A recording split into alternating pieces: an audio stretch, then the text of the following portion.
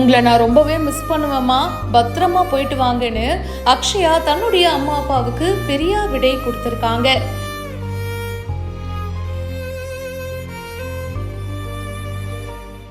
Dhanush and அக்ஷயாவோட wedding ஜப்பான்ல கோலாகலமா நடந்துச்சுங்க.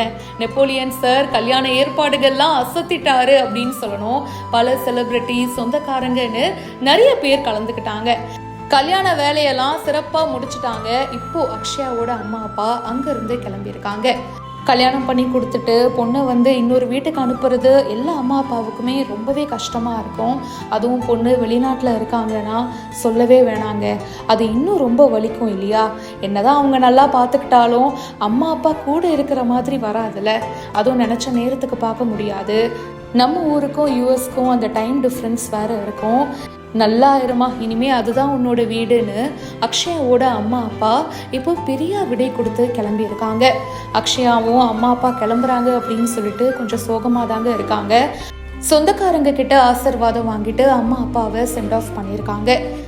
இந்த வீடியோவை ஜீவன் யாவும் ஒன்றே அப்படின்றவங்க ஷேர் பண்ணியிருக்காங்க. இதை பற்றி உங்களுடைய கருத்துக்களை பதிவு பண்ணுங்கள். மேலும் பல செய்திகளுக்கு இப்போவே பிஹைண்ட் ரூட்ஸை ஃபாலோ பண்ணுங்கள்.